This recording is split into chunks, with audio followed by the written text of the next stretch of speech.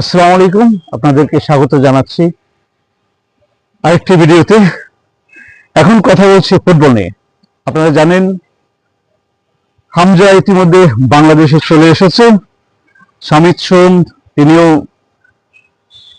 বাংলাদেশে আসবেন এবং কিউবা মিশেলের কথা বলছি, তিনি বাংলাদেশের পাসপোর্ট পেয়ে গেছেন। হয়তো সিঙ্গাপুরের ম্যাচের মাধ্যমেই শামিদ সোম, কিউবা মিশেল এবং হামজা তো আছেই, ফাহমিদুলকে আমরা পাচ্ছি।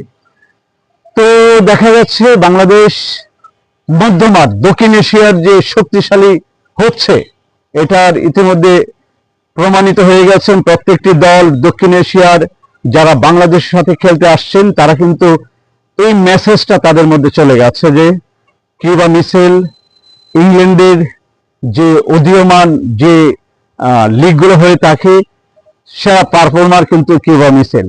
এরপর হামজার ব্যাপারে তিনি একজন দক্ষিণ এশিয়ার মধ্যে সর্বোচ্চ আয় করা এবং উন্নত মানের খেলোয়াড় যাদেরকে বলা হয় দক্ষিণ এশিয়ার সেরা খেলোয়াড় হচ্ছে হামজা, সেও বাংলাদেশ দলের। কিউবা মিশেল, তারপর শামিদ সোম, হামজা, ফাহমিদুল সবাই কিন্তু মধ্যমাঠে।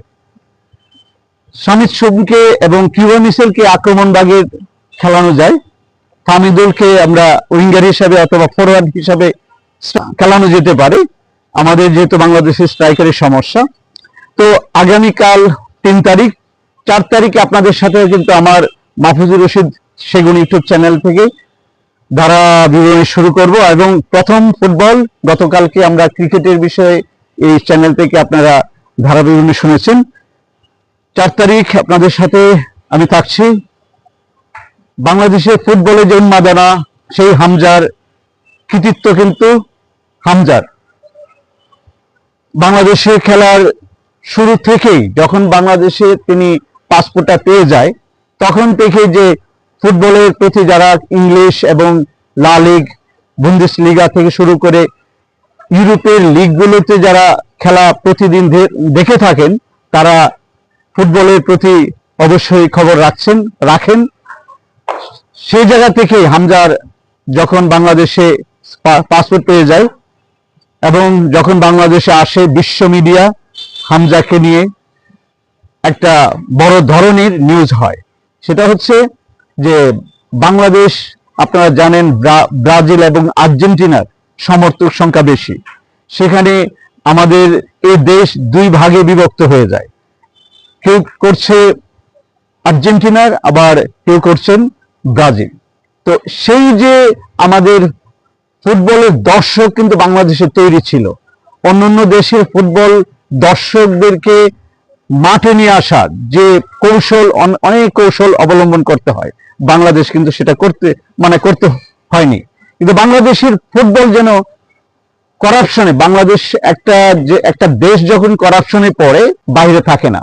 গত জায়গায় যারা মিডিয়াতে কাজ করছেন, যারা আপনারা জানেন সেলিব্রিটিদেরকে ব্যবহার করে রাজনীতিবিদদের যে একটা কৌশল তারা করেছেন, প্রথমে আঘাত, তারপর ক্রিকেটে সাকিব আল হাসান, মাশরাফি বিন মুর্তজার মতন আমরা ক্রিকেটার এবং সম্ভাবনাময় অনেক প্লেয়ারদেরকে আমরা হারিয়েছি এই নিকৃষ্ট রাজনীতির কারণে।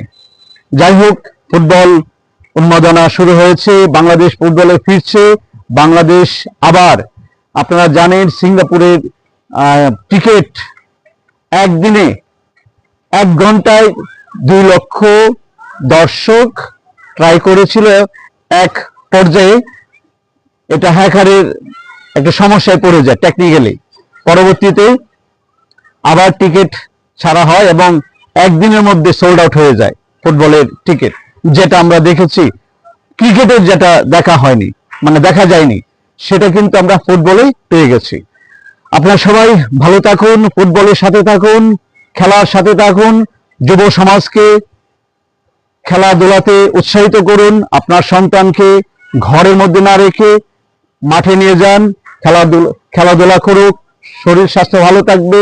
মাদক, অসামাজিক কর্মকাণ্ড থেকে আপনার সন্তান, আপনার আশেপাশে সবাইকে, সকল বয়সে খেলাধুলা করলে শরীর স্বাস্থ্য ভালো থাকবে। আপনাদের সুস্থতা কামনা করে বিদায় নিচ্ছি। আসসালামু আলাইকুম।